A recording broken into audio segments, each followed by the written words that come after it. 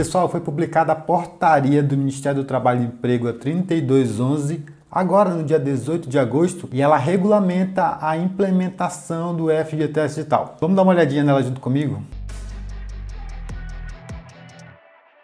Fala, DP Conectado, aqui é o Luciano Pimentel, seja bem-vindo aqui ao canal, é sempre um prazer ter a sua companhia. Pessoal, eu estou aqui no vídeo de atualização, foi publicada agora no dia 18 de agosto a portaria do Ministério do Trabalho e Emprego 3211, ela regulamenta a implementação e operacionalização do FGTS Digital. Muitas das informações que estão aqui na portaria você encontra também no manual, você encontra também no portal de notícias, e eu estou aqui nesse vídeo para a gente ver os principais pontos dessa portaria. Então aproveita, já verifica a tua inscrição aqui no canal para você não perder os conteúdos atualizados.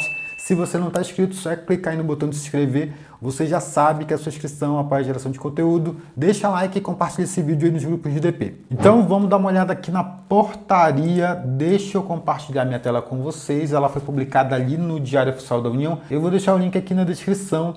E ela regulamenta a implementação e operacionalização do FGTS Digital. E aqui ela vai dizer lá no artigo 1º. Então bora dar uma olhadinha aqui nela ponto a ponto, tá? No artigo 1º, a presente portaria dispõe sobre a implementação e operacionalização do FGTS Digital, que está previsto lá no inciso 2º do artigo 17 da Lei 8.036. Pessoal, até quero recomendar que você dê uma olhadinha nessa Lei 8.036, ela está aqui, ó, e ela fala sobre o fundo de garantia. Então ela não é muito, na verdade ela é um pouquinho grande, tá? Mas você dá uma olhadinha nela aí. Deixa eu pegar aqui o texto compilado, deixa eu ver se eu pego o texto compilado. Que aí você vê direto aqui no site do Planalto, olha, já deu uma enxugada. Então você pode vir direto aqui e dar uma olhadinha nela, é recomendável a leitura, tá?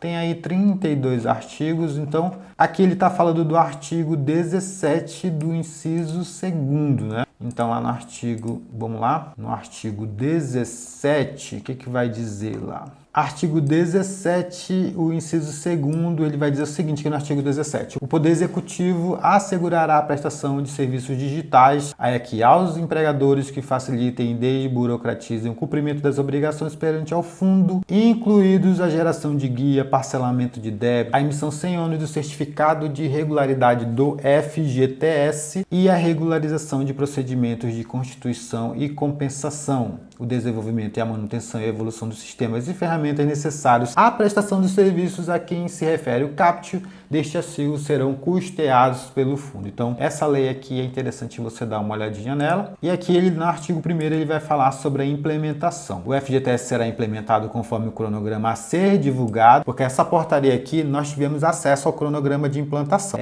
Vocês tiveram acesso aí através das apresentações do próprio pessoal da Secretaria de Inspeção do Trabalho, o pessoal que trabalha no FGTS Digital. Só que só depois é que nós tivemos a publicação oficial desse cronograma de implantação. Então aqui ele vai dizer, ó, conforme o cronograma a ser divulgado em edital publicado pela Secretaria de Inspeção do Trabalho e Emprego no Diário Oficial da União. Então depois dessa portaria, esse edital que ele cita aqui, ele foi publicado, que é o edital 1 de 2023, também do dia 18, né? E ele traz ali o cronograma de implantação. A gente já fez um vídeo aqui falando sobre esse cronograma. Começou agora dia 19, vai até o dia 10/11 a fase de testes e a produção. O ambiente de produção é liberado a partir de 1º de janeiro de 2024. Lembrando também, pessoal, aqui inclusive ele cita a portaria, ó, essa implantação consta, né?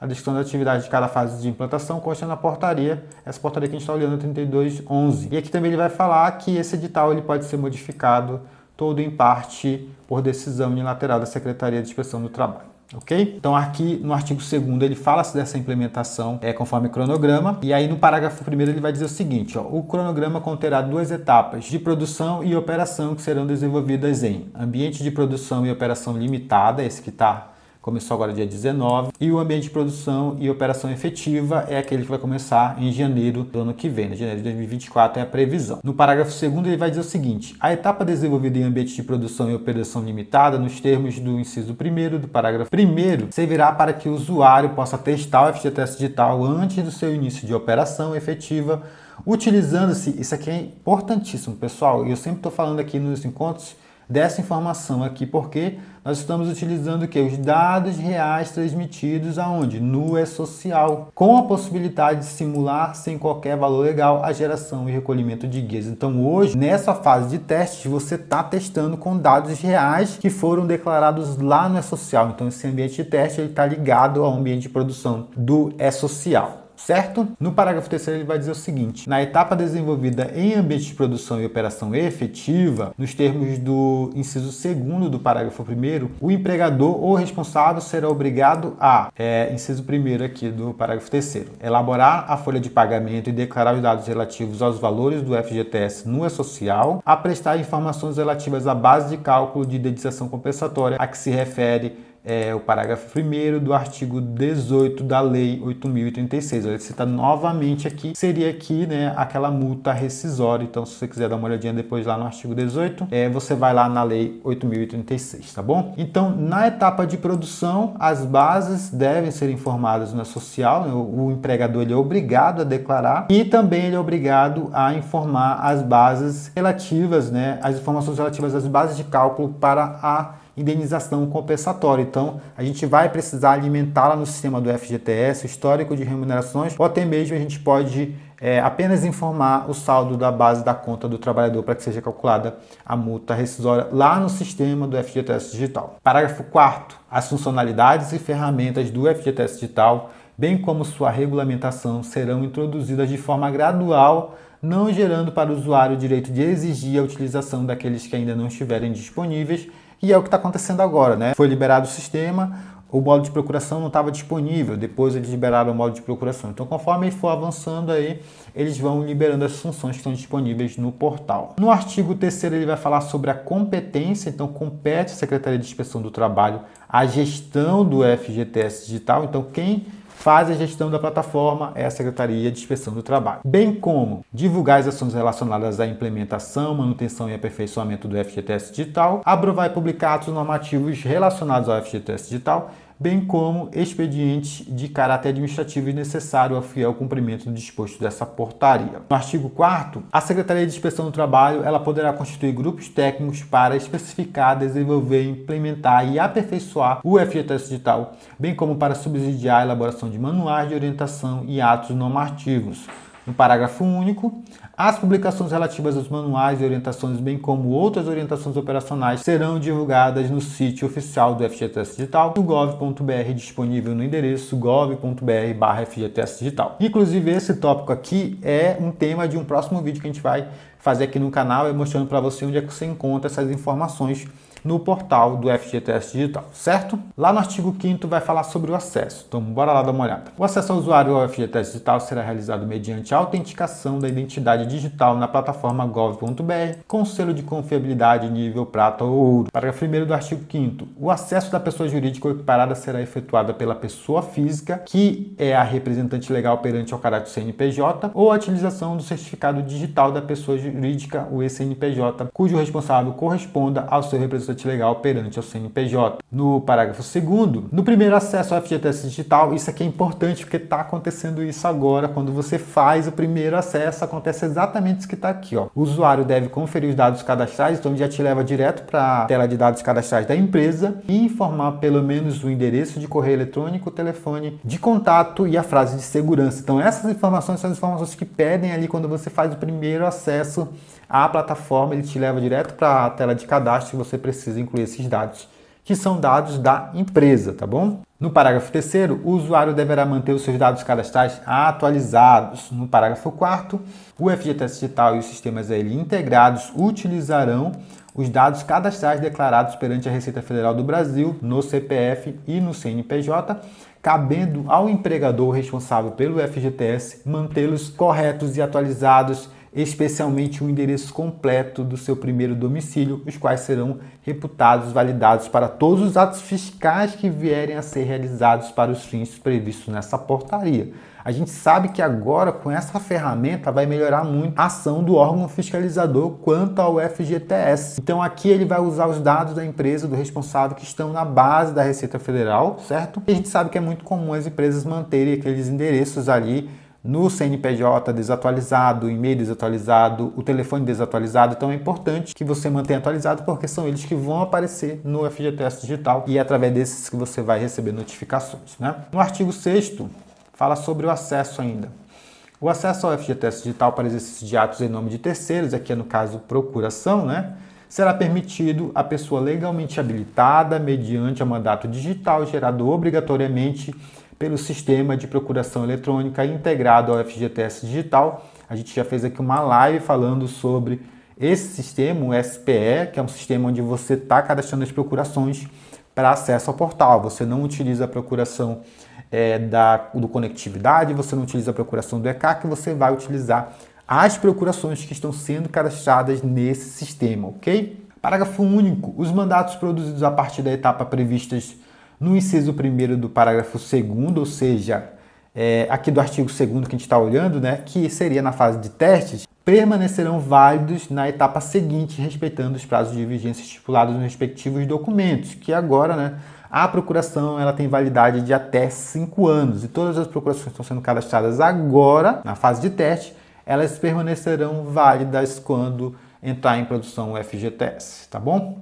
No artigo 7º ele vai falar o seguinte: ao usuário não será permitida a utilização do certificado digital e o sistema de procuração se no momento do acesso a inscrição do CNPJ se encontrar em situação cadastral nula ou a inscrição do CPF da pessoa física ou do representante da pessoa jurídica perante ao CNPJ se encontrar em situação cadastral cancelada, nula ou titular falecido. Então, nessas hipóteses aqui, você não vai conseguir acessar a plataforma. No artigo 8, falando de procuração, a procuração digital ou o subestabelecimento de mandato deverão indicar precisamente os atos e serviços disponíveis a serem executados pelo outorgante, bem como a vigência do mandato, que não poderá exercer o prazo de 5 anos, aquilo que nós falamos, né? Então, no cadastro de procuração, você tem que listar os serviços que a pessoa vai ter acesso e também indicar ali a vigência da procuração, tá bom? No parágrafo 1º do 8, ele vai dizer o seguinte, ó: ao outorgado pessoa jurídica, somente será permitido o acesso ao FGTS Digital mediante a utilização do ECNPJ, cujo responsável corresponda ao representante legal perante ao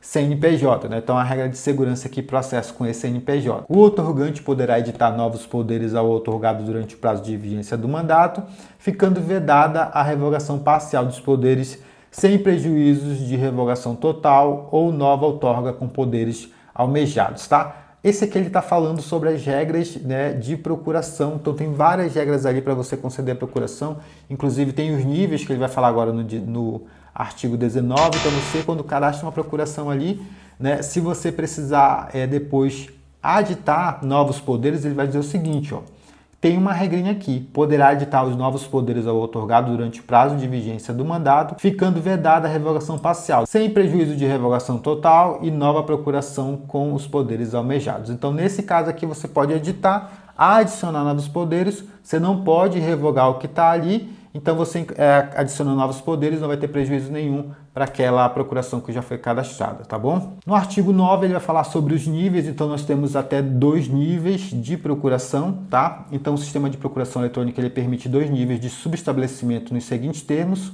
o procurador poderá subestabelecer os seus poderes para o outorgante que ele está facultado. Então a empresa concede para um procurador e esse procurador, se ele tiver habilitado para subestabelecer, ele pode subestabelecer para um outro outorgante. E o procurador subestabelecido, ele ainda pode subestabelecer para outro outorgante, caso seja necessário, né? Então ele pode subestabelecer a outorga que lhe foram transmitidos nos casos que ele conferir faculdade, caso seja indicado ali, né, que ele pode subestabelecer. Então até 2 níveis. Então a empresa concede para o procurador, se tiver indicado o procurador ele pode subestabelecer uma vez e esse primeiro subestabelecido ele pode ainda subestabelecer mais uma vez para um terceiro, tá? Em até 2 níveis. A vigência do mandato do subestabelecimento não poderá ser superior à procuração que se refere, né? Então só pode ir até o limite ali que foi determinado na procuração e o subestabelecimento sempre será realizado com reserva integral dos poderes do outorgante, ou seja, aquilo que você selecionou para o procurador ele vai disponibilizar para o outro, né? De acordo com os serviços que foram incluídos ali naquela procuração. No artigo 10, aqui só está tratando de regras de procuração. Ficarão extintos os poderes de toda a cadeia subsequente à outorga, preservados os efeitos dos atos praticados na vigência do mandato quando, decorrido o prazo de vigência do mandato, então acabou o prazo daquela procuração, todo mundo que tem ali aquela procuração subestabelecido, tá, perde acesso. Operada a renúncia ou revogação da procuração ou de um subestabelecimento, ou a inscrição do outorgante ou subestabelecido assumir as seguintes situações cadastrais: nula no CNPJ ou cancelada, nula ou titular falecido no CPF. Então, essas regrinhas aqui, pessoal, tem no manual explicando com telas, tá? No artigo 11 vai falar sobre a geração da guia do FGTS digital, que ela será realizada pelo empregador responsável mediante a utilização do respectivo sistema que considera os dados e informações declarados aonde? No E-Social, por ocasião da elaboração da folha e declaração de outras informações, e no FGTS digital em relação ao histórico das remunerações e afastamentos ou valor total da base de cálculo indenizatória ou compensatória do FGTS, quando cabível, né? A gente já olhou aqui nas hipóteses também, tá? Então você declara social, vai no FGTS digital e gera guia, e lá no FGTS digital também você consegue gerar a guia rescisória a partir da informação do histórico das remunerações. Parágrafo 1º. Para efeito dos fatos geradores ocorridos até o início da etapa, do que se refere ao inciso 2 do parágrafo 1º do artigo 2º, o FGTS devido continuará a ser recolhido pelas guias geradas pelo empregador no Conectividade Social e demais sistemas dele integrados e até o 7º dia de cada mês em relação à obrigação prevista no artigo 15 da Lei 8.036. Então, o que ele está falando aqui? Ele está falando que até o início da fase de produção, quando se torna obrigatório, você vai recolher normalmente pela conectividade e a guia mensal vence até o dia 7 de cada mês, em relação à obrigação prevista no artigo 15 da Lei 8.036. Para os fatos geradores ocorridos a partir da data de início da etapa em que se refere o inciso 2º do parágrafo 1º do artigo 2º, ele está falando aqui do início da obrigação, tá? Será obrigatória a utilização da GFD, que é a guia do FGTS digital, para o seu recolhimento, bem como para os valores do FGTS decorrentes de fatos geradores relativos a competências anteriores declarados em competência da apuração ocorrida a partir dessa data, né? Informações que vão ser declaradas no social a partir dessa data, que vão para o FGTS, obrigatoriamente devem ser recolhidas na guia do fundo do FGTS digital. Aqui ele vai falar da contribuição social, que não vai ser recolhida pelo FGTS digital. A contribuição social ela foi obrigatória até 2019, se eu não estou enganado, tá? Então, vai continuar sendo recolhida nos sistemas de instruções expedidas pelo agente operador do fundo. No quarto, aqui no parágrafo 4º e no 5º, no quarto ele vai falar do doméstico. O doméstico não muda nada, ele segue recolhendo ali no DAI, tá bom? A única coisa que vai mudar aqui do doméstico, que já tem uma previsão legal, é o vencimento da guia mensal, que vai para o dia 20, tá? Do segurado especial, a mesma coisa continua, segurado especial do MEI, tá? A mesma coisa continua recolhendo em DAI, e aí a mudança do vencimento da guia mensal para o dia 20. E aqui tem uma particularidade com relação ao FGTS rescisório que ele vai falar aqui, ó. No caso do MEI do segurado especial. O FGTS mensal e o incidente sobre as verbas rescisórias, quando no motivo de desligamento não gerar direito ao FGTS, ao saque do FGTS, vai fazer o recolhimento por DAI normalmente, tá? Então teve desligamento, não teve obrigação de recolher multa rescisória, vai recolher no DAI normalmente. O FGTS decorrente da obrigação prevista no artigo 18 da Lei 8.036, é que ele está falando da multa rescisória, quando por motivo de desligamento que gerar direito ao saque do FGTS, aí vai fazer o seguinte, por meio da guia do Conectividade Social e Sistemas Integrados, conforme a instrução expedida pelo agente operador, em relação aos fatos geradores ocorridos anteriores ao início da etapa do inciso 2 do parágrafo 1º do artigo 2º, ou seja, antes do início da obrigação, continua recolhendo no Conectividade Social. E por meio da GFD, em relação aos fatos geradores ocorridos a partir do início do que se refere, né, ao inciso 2 do parágrafo 1º do artigo 2º, aqui, a partir do momento de entrada em produção do FGTS digital, você vai recolher a multa rescisória pelo FGTS digital. E aqui, pessoal, segue a regra do D mais 10, tá? É só a guia mensal que mudou para o dia 20. A rescisória continua D mais 10, tá bom? No artigo 12, a GFD, que é a guia do FGTS digital, será recolhida exclusivamente pelo arranjo de pagamento PIX, instituído pelo Banco Central do Brasil. Então, vale dando mais uma vez que o pagamento da guia do FGTS digital ela é exclusiva via PIX. E essa portaria entrou em vigor na data da sua publicação, no dia 18/8, tá? Ela tá bem completa aqui, aborda os principais pontos relacionados ao FGTS digital, e eu espero que esse conteúdo de alguma forma tenha te ajudado, tá? Quero aqui finalizar esse vídeo sempre falando, eu tenho recomendado muito, pessoal, aqui, saiu uma notícia, saiu uma publicação, saiu uma novidade, vai lá, dá uma olhada, tenta ler, tenta entender, compartilha essa informação, isso é muito importante, você ir construindo esse conhecimento aí durante o processo, tá bom? Mais uma vez, eu espero que esse conteúdo tenha te ajudado, não se esqueça de se inscrever aqui no canal, ativar a notificação, deixar o seu like E fica ligado, qualquer novidade eu venho aqui e faço um outro vídeo, tá bom? Tchau, tchau, a gente se vê na próxima.